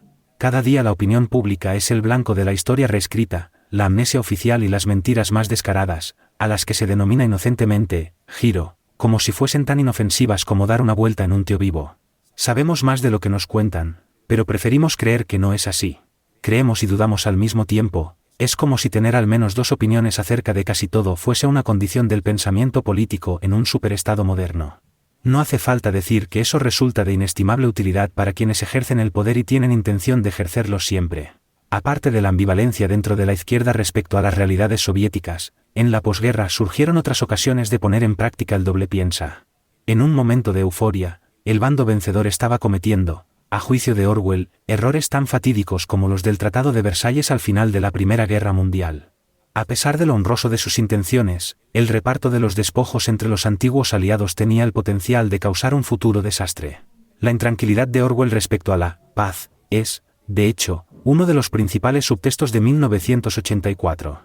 Lo que en realidad se pretende, escribió Orwell a su editor a finales de 1948, coincidiendo, según todos los indicios, con el comienzo de la revisión de la novela, es debatir las implicaciones de dividir el mundo en zonas de influencia. Reparé en ello en 1944, después de la conferencia de Teherán. Por supuesto, los novelistas no son del todo fiables respecto a las fuentes de su inspiración. Pero vale la pena considerar el proceso imaginativo. La conferencia de Teherán fue la primera cumbre aliada de la Segunda Guerra Mundial y se celebró a finales de 1943, a ella asistieron Roosevelt, Churchill y Stalin. Una de las cuestiones que debatieron fue cómo dividir la Alemania nazi, después de su derrota, en zonas de ocupación. Cuestión distinta era quién iba a quedarse con qué porción de Polonia. Al imaginar Oceanía, Jurache y Asia, Orwell parece haber aumentado la escala a partir de las conversaciones de Teherán y convertido la ocupación de un país derrotado en la de un mundo derrotado. Aunque China no hubiese sido incluida y en 1948 la revolución todavía estuviese en marcha, Orwell había vivido en el lejano oriente y no pasó por alto el peso de Asia al idear sus propias zonas de influencia. El pensamiento geopolítico de la época se había dejado cautivar por la idea del mundo isla, del geógrafo británico Halford Mackinder, para referirse a Europa, Asia y África consideradas como una única masa de tierra rodeada de agua, el pivote de la historia, cuyo centro era la Jurache de 1984. Quien gobierne el centro dominará el mundo isla, como dijo Mackinder, y quien gobierne el mundo isla dominará el mundo, un pronunciamiento que Hitler y otros teóricos de la Realpolitik no habían pasado por alto. Uno de esos mackinderitas con contactos en los círculos de inteligencia era James. 178. Burnham, un ex-trotskista estadounidense que, en torno a 1942, había publicado un provocativo análisis de la crisis mundial que se padecía entonces titulado The Managerial Revolution, acerca del que Orwell escribió un largo artículo en 1946. Burnham, en la época, con Inglaterra todavía tambaleándose ante el ataque nazi y las tropas alemanas en las afueras de Moscú, sostenía que ante la inminencia de la conquista de Rusia y el centro global, el futuro sería de Hitler. Más tarde, mientras trabajaba para el servicio secreto estadounidense, con los nazis cada vez más al borde de la derrota, Burnham cambió de opinión en un largo artículo, Lenin Ser, en el que argumentó que, si Estados Unidos no hacía nada por impedirlo, el futuro sería en realidad de Stalin y el sistema soviético, y no de Hitler. A esas alturas, Orwell, que se tomaba a Burnham en serio pero de manera crítica, ya debía de haber reparado en que sus ideas eran un tanto tornadizas, aunque pueden encontrarse trazas de la geopolítica de Burnham en el equilibrio de poder tripartito mundial de 1984, el Japón victorioso de Burnham se convirtió así en Asia, Rusia se transformó en el centro que controla la masa de Jurache, y la alianza angloamericana se metamorfoseó en Oceanía, que es donde está ambientada 1984. Ese profético agrupamiento de Gran Bretaña y Estados Unidos en un único bloque ha resultado ser una anticipación exacta de la resistencia británica a integrarse en la masa euroasiática y de su servidumbre a los intereses yanquis. El dólar, por ejemplo, es la unidad monetaria de Oceanía. Londres sigue siendo el Londres austero de la posguerra. Ya desde el principio, con su fría zambullida en el triste día de abril en que Winston Smith comete un acto decisivo de desobediencia, las texturas de la vida distópica son constantes, las tuberías que no funcionan, los cigarrillos de los que se cae el tabaco, la comida horrible. Aunque tal vez eso no supusiera un gran esfuerzo para la imaginación de cualquiera que hubiera vivido el racionamiento en la guerra. La profecía y la predicción no son la misma cosa y no es bueno que el lector y el escritor las confundan en el caso de Orwell. Hay un juego al que les gusta jugar a algunos críticos, y con el que tal vez valga la pena que nos entretengamos 1 o 2 minutos, consiste en hacer listas de aquellas cosas en las que Orwell acertó, y se equivocó. Si consideramos el momento actual, por ejemplo, repararemos en la popularidad de los helicópteros como recurso para garantizar la aplicación de la ley, tal como hemos visto en incontables programas policíacos, televisados en directo, que son en sí mismos una forma de control social, por no hablar de la propia ubicuidad de la televisión. La telepantalla bidireccional guarda un notable parecido con las pantallas planas de plasma conectadas a sistemas interactivos por cable que tenemos en 2003. Las noticias son lo que dicta el gobierno, la vigilancia de los ciudadanos normales ha pasado a ser una función más de la policía, los registros y las detenciones son cosa de risa. Y así sucesivamente. Uf. El gobierno se ha convertido en el hermano mayor, tal como predijo Orwell. Es orwelliano, tío. En fin, sí y no. Las predicciones específicas no son más que detalles, después de todo.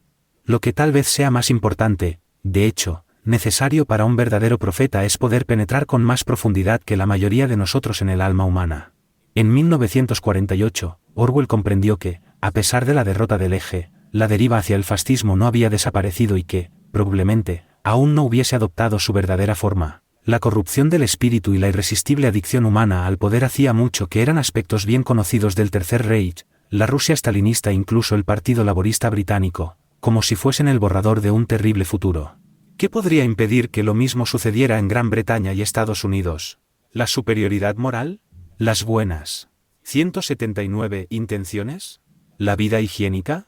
Por supuesto, lo que ha mejorado sin cesar, de una manera insidiosa, y ha convertido casi en irrelevantes los argumentos humanistas es la tecnología.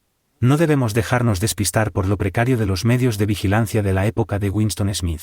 Después de todo, en nuestro 1984 el circuito integrado apenas tenía un decenio y era vergonzosamente primitivo si se lo compara con las maravillas de la tecnología informática en 2003, sobre todo Internet, un avance que asegura un control social a una escala que esos pintorescos tiranos del siglo XX con sus estúpidos bigotes ni siquiera podían imaginar. Por otro lado, Orwell no previó acontecimientos tan exóticos como las guerras de religión con las que tanto nos hemos familiarizado y que incluyen diversos tipos de fundamentalismo. El fanatismo religioso, de hecho, está extrañamente ausente de Oceanía, a no ser en la forma de la devoción al partido. El régimen del hermano mayor posee todos los elementos del fascismo, el dictador único y carismático, el control total del comportamiento, la absoluta subordinación de lo individual a lo colectivo, excepto la hostilidad racias, en particular el antisemitismo que constituía un rasgo muy prominente del fascismo tal como lo conocía Orwell. Eso extrañará por fuerza al lector moderno. El único personaje judío en la novela es Emmanuel Goldstein, y tal vez solo porque Leon Trotsky, el original en el que se inspira, también lo era. Y no deja de ser una presencia fuera de escena cuya verdadera función en 1984 es la de proporcionar una voz expositora, como autor de teoría y práctica del colectivismo oligárquico. En los últimos tiempos se ha escrito mucho sobre la actitud de Orwell con los judíos, algunos críticos han llegado incluso a tildarlo de antisemita. Si uno busca referencias claras a ese asunto en sus escritos de la época, encontrará muy poca cosa, la cuestión judía no parecía llamarle demasiado la atención. Lo poco que publicó indica o bien una especie de entumecimiento ante la enormidad de lo que había ocurrido en los campos o un fallo al valorar su verdadero significado. Se intuye una especie de reticencia, como, si con tantas cuestiones de las que preocuparse, Orwell hubiese preferido que el mundo no se viera obligado a enfrentarse al inconveniente añadido de tener que pensar demasiado en el Holocausto. La novela puede haber sido incluso su forma de redefinir un mundo en el que el Holocausto no hubiese sucedido. Lo más parecido que encontramos en 1984 a un momento antisemita es la práctica ritual de los 2 minutos de odio descrita muy al principio, y casi como un procedimiento argumental para presentar a Julia y O'Brien, los otros dos personajes principales. Pero la exhibición de anti-goldsteinismo detallada en él con una inmediatez tan insidiosa no llega a generalizarse como algo racias. La estrategia de enfrentar a una raza con otra no parece estar en el cajón de las herramientas del partido. Tampoco hay discriminación racias, tal como confirma el propio Emmanuel Goldstein en el libro. Entre los cargos más altos del partido hay judíos, negros y sudamericanos de pura sangre india. Lo más que puede decirse es que Orwell consideraba el antisemitismo una variante de la grave enfermedad moderna del nacionalismo, y el antisemitismo británico en particular una forma más de estupidez británica. Puede que imaginara que, en la época de la coalescencia tripartita del mundo que había imaginado en 1984, los nacionalismos europeos que conocía hubiesen dejado de existir, tal vez porque las naciones, y por tanto las nacionalidades, hubieran desaparecido absorbidas por identidades más colectivas. Lo cual, si tenemos en cuenta el pesimismo general de la novela, podría parecernos un análisis injustificadamente alegre. Los odios nacionalistas, que Orwell siempre consideró poco más que ridículos, han 180, determinado demasiado la historia a partir de 1945 como para despacharlos tan a la ligera. Aparte de la inesperada presencia de la tolerancia racias en Oceanía, la estructura de clases resulta también un tanto extraña. Debería ser una sociedad sin clases y no lo es. Se divide en el partido interior, el partido exterior y los proles. Pero, como la historia está contada desde el punto de vista de Winston Smith, que pertenece al partido exterior, apenas se concede más protagonismo a los proles que el que les da el propio régimen. A pesar de la admiración que siente por ellos como fuerza salvadora, y de su fe en su futuro triunfo, Winston Smith no parece conocer a ningún prole. Su único contacto personal, y de manera muy indirecta, es con la mujer que canta en el patio detrás de la tienda de antigüedades donde Julia y él han establecido su nido de amor. La tonadilla llevaba oyéndose semanas por todo Londres.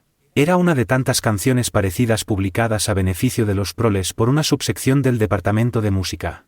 Según los estándares poéticos del partido interior de Winston, la canción es tonta, y con unos ripios espantosos. Sin embargo, Orwell la cita 3 veces, casi palabra por palabra. ¿Acaso hay algo más? No es posible estar seguros. A uno le gustaría imaginar que Orwell, un escritor de canciones a quien le gustaba escribir poemas en verso y tenía sentido del ritmo, imaginara una melodía para esa tonada y que, mientras escribía 1984, se dedicara a silbarla y tararearla, tal vez durante días y días, volviendo locos a los que tenía cerca. Sus propias opiniones artísticas no eran las de Winston Smith, un burgués de finales de los años 40 proyectado hacia el futuro. A Orwell le gustaba lo que hoy consideramos cultura popular, pues su compromiso, tanto en la música como en la poesía, estaba con el pueblo. En una reseña, publicada en 1938 en el New Statesman, de una novela de John Goldsworthy, Orwell comentó, casi de pasada, Goldsworthy era un mal escritor, aunque algún conflicto interior que aguzaba su sensibilidad estuvo a punto de convertirlo en uno bueno, su descontento se curó y volvió a las andadas. Vale la pena pararse a preguntarse hasta qué punto no le está ocurriendo lo mismo a uno. A Orwell le hacían gracia esos colegas suyos de la izquierda a los que les aterrorizaba que pudieran tildarlos de burgueses. Pero es posible que entre sus propios miedos estuviera la posibilidad de que, al igual que le había sucedido a Goldsworthy, llegara a calmar un día su ira política y acabase convertido en otro apologeta de las cosas tal como son. Podemos decir que esa ira era muy valiosa para él. La había acumulado toda su vida, en Birmania, en París, en Londres, en el camino a Wigan-Pier y en España, donde le dispararon e hirieron los fascistas. Había invertido sangre, dolor y arduos esfuerzos en acumular toda esa ira, y sentía tanto apego por ella como cualquier capitalista por su capital. Ese temor a dejarse comprar y volverse demasiado acomodaticio tal vez sea una enfermedad más característica de unos escritores que de otros. Cuando uno escribe para ganarse la vida, sin duda no deja de ser un riesgo, aunque no todos los escritores le pongan pegas. La capacidad de los gobernantes para comprar a los disidentes siempre fue un peligro real y, de hecho, no muy diferente del proceso mediante el cual el partido, en 1984, se renueva desde abajo eternamente. Orwell, después de vivir entre los trabajadores y los desempleados pobres durante la Gran Depresión de los años 30, y de aprender su auténtica e imperecedera valía, hizo que Winston Smith tuviera una fe similar en el correlato de los mismos en 1984, y los considerase la única esperanza para librarse del infierno distópico de Oceanía. En el momento más bello de la novela, en el sentido en que definió la belleza Rilke, como el inicio del terror que apenas podemos soportar, Winston y Julia, creyéndose seguros, miran por la ventana a la mujer que canta en el patio, y Winston experimenta, mientras 181. Contempla el cielo, una visión casi mística de los millones que viven bajo él, gente que no había aprendido a pensar, pero que atesoraba en su corazón, su vientre y sus músculos la fuerza que algún día cambiaría por completo el mundo. Si quedaba alguna esperanza, estaban los proles. Es justo un instante antes de que Julia y él sean detenidos y de comienzo el frío y terrible clímax del libro. Antes de la guerra, Orwell había tenido ocasión de expresar su desdén por las escenas gráficas de violencia en la novela, sobre todo en la novela detectivesca de kiosco. En 1936, en una reseña de una novela de detectives, cita un pasaje donde se describe una paliza metódica y brutal, que se anticipa extrañamente a las vivencias de Winston Smith en el Ministerio del Amor. ¿Qué ha ocurrido? Uno diría que España y la Segunda Guerra Mundial. Lo que era una basura repugnante, en una época más aislada se ha convertido, en la posguerra, en parte de la educación política vernácula, y en 1984 se ha institucionalizado en Oceanía. Sin embargo, Orwell no puede, como la mayoría de los escritores de novela negra, permitirse el lujo de separar irreflexivamente la carne y el espíritu de ningún personaje. Lo que escribe a veces es difícil de soportar, como si el propio Orwell estuviera sintiendo en sus carnes cada momento de la ordalía por la que pasa Winston. Pero en la novela de detectives, los motivos, para el escritor, tanto como para los personajes, suelen ser económicos, y por lo general se trata además de poco dinero. No es divertido que maten a nadie, escribió una vez Raymond Chandler, pero a veces lo es que lo maten por tan poco, y que su muerte sea la moneda de lo que llamamos civilización. Lo que ya no es tan divertido es que falten por completo los motivos económicos. Uno puede confiar en un policía que acepta sobornos, pero ¿qué ocurre cuando topas con un fanático de la ley y el orden que no los acepta? El régimen de Oceanía parece inmune a la tentación de la riqueza. Su interés radica en otra cosa, en el ejercicio del poder en sí mismo y en la lucha implacable contra la memoria, el deseo y el lenguaje como vehículos del pensamiento. Desde el punto de vista totalitario, la memoria es relativamente fácil de controlar. Nunca falta alguna agencia como el Ministerio de la Verdad para negar los recuerdos ajenos y reescribir el pasado. En 2003 se ha generalizado que los empleados gubernamentales cobren más que el resto de la gente para degradar la historia, trivializar la verdad y aniquilar a diario el pasado. Antes, los que no aprendían de la historia tenían que repetirla, pero solo fue así hasta que quienes ejercen el poder encontraron el modo de convencer a todo el mundo, y a sí mismos, de que la historia no había ocurrido, o había ocurrido del modo que más convenía a sus intereses, o mejor aún, que apenas tenía la importancia de un documental en la televisión al que le hemos quitado la voz y que nos proporciona un rato de entretenimiento. No obstante, controlar el deseo resulta más complicado. Hitler era famoso por sus peculiares gustos sexuales. Y Dios sabe a qué se dedicaba Stalin. Incluso los fascistas tienen necesidades, y sueñan con poder satisfacerlas cuando dispongan de un poder ilimitado. De manera que, aunque estén deseando atacar los perfiles psicosexuales de quienes les amenazan, puede que duden un momento antes de hacerlo. Por supuesto, cuando la maquinaria de su aplicación se deja en manos de los ordenadores, que, al menos tal como están diseñados en la actualidad, no experimentan deseo en ninguna forma que nos resulte atractiva, la cosa es muy diferente. Pero en 1984 eso todavía no ha sucedido. Y como el deseo en sí mismo no siempre se puede eliminar con facilidad, el partido no tiene otra elección que adoptar, como último objetivo, la abolición del orgasmo.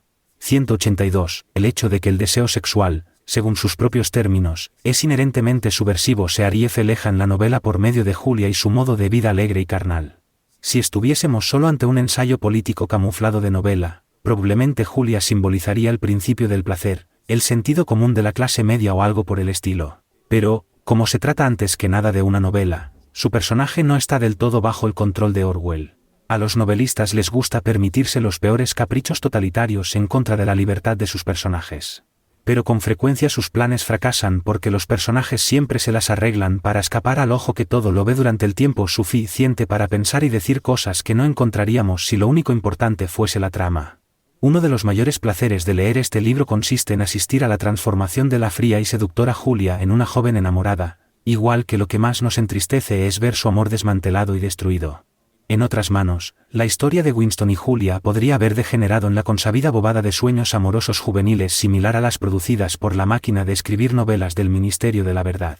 Julia, que después de todo trabaja en el departamento de ficción, probablemente conozca la diferencia entre esas estupideces y la realidad, y gracias a ella la historia de amor de 1984 puede mantener su tono adulto y real, aunque a primera vista parezca seguir la fórmula familiar de a chico le desagrada chica, chico conoce chica, chico y chica se enamoran casi sin darse cuenta, luego se separan y por fin vuelven a encontrarse.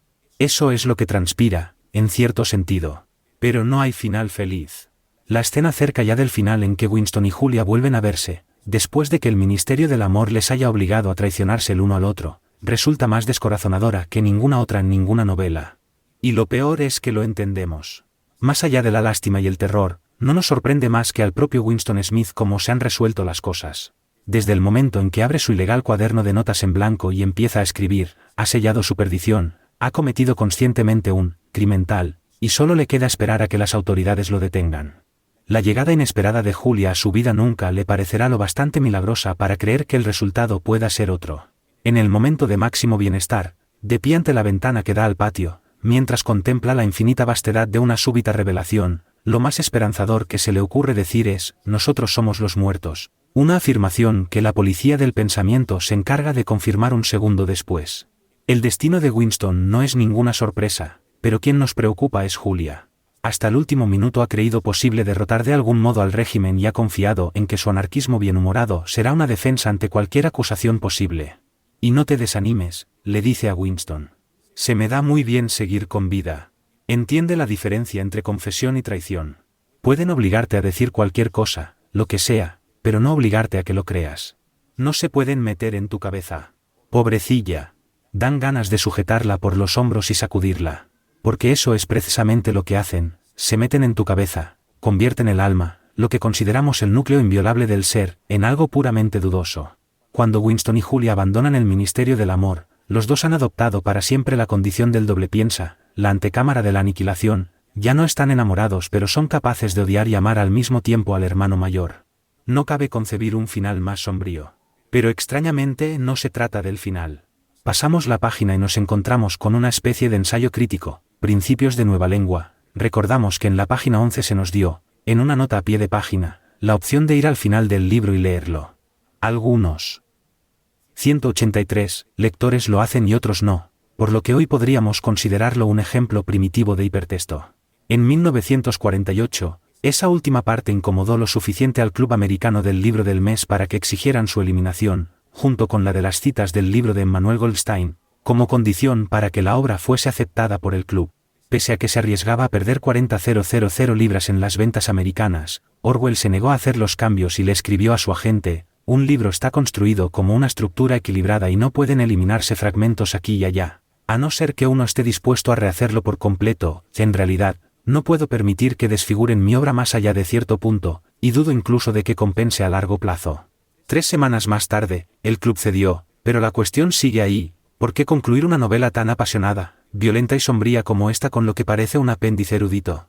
La respuesta puede estar en la simple gramática. Desde su primera frase, Principios de Nueva Lengua, está escrito en pasado, como para dar a entender que es posterior a 1984 y está escrito en un momento en que la nueva lengua se ha convertido literalmente en parte del pasado, como si, en cierto sentido, el autor anónimo de esta obra gozara de la libertad de analizar, de manera crítica y objetiva, el sistema político del que la nueva lengua fue, en su época, la esencia. Además, el ensayo está escrito en nuestro inglés pre-nueva lengua. Se suponía que la nueva lengua se habría generalizado en torno a 2050, sin embargo, da la impresión de que no duró tanto y de que ni siquiera llegó a triunfar, de que las antiguas formas de pensamiento humanista inherentes al inglés común han persistido, sobrevivido y prevalecido, y de que tal vez incluso el orden social y moral del que fue portavoz haya sido restablecido de algún modo. En su artículo de 1946, James Burnham and the Managerial Revolution, Orwell escribió: el vasto, eterno e invencible imperio con el que parece soñar Burnham nunca llegará a establecerse, o, en caso de que lo consiga, no perdurará, porque la esclavitud ha dejado de ser una base estable para la sociedad humana. Con sus insinuaciones de restauración y redención, tal vez, Principios de Nueva Lengua, sea un modo de iluminar un final desolado y pesimista y de devolvernos a las calles de nuestra propia distopia al son de una melodía ligeramente más feliz que la que habría sugerido el final de la novela. Hay una fotografía, tomada en Islington en torno a 1946, de Orwell con su hijo adoptivo, Richard Horatio Blair. El niño, que en esa época debía de rondar los 2 años, sonríe sin disimulo. Orwell le sujeta cariñosamente con las 2 manos, sonriendo también, contento aunque no tan confiado, como si hubiese descubierto algo más valioso que la ira, con la cabeza ligeramente ladeada y una mirada precavida que podría recordar a los cinéfilos a uno de esos personajes interpretados por Robert Duvall que han vivido lo suyo y han visto más de lo que uno querría ver. Winston Smith creía haber nacido en 1944 o 1945, Richard Blair nació el 14 de mayo de 1944. No es difícil pensar que Orwell, en 1984, estuviera imaginando un futuro para la generación de su hijo, un mundo del que deseaba prevenirles. Le impacientaban las predicciones de lo inevitable, seguía confiando en la capacidad de la gente normal para cambiar cualquier cosa si querían. En cualquier caso, lo que llama más nuestra atención es la sonrisa del niño, directa y radiante, basada en la fe indubitable de que, al fin y al cabo, el mundo es bueno y la decencia humana, como el amor paterno, puede darse siempre por descontada. Una fe tan noble que casi podemos imaginar a Orwell, y tal vez incluso a nosotros mismos, aunque sea por un momento, jurando hacer cualquier cosa con tal de impedir que sea traicionada. Thomas Pynchon. 184, notas, asterisco. Prólogo a la edición italiana de Mondadori. Colección Omnibus, enero de 1984. Asterisco, la nueva lengua era el idioma oficial de Oceanía. Para un informe sobre su estructura y etimología, véase el apéndice. Por descontado, en el vocabulario A también había palabras compuestas, como habla-escribe, pero eran meras formas útiles carentes de cualquier matiz ideológico.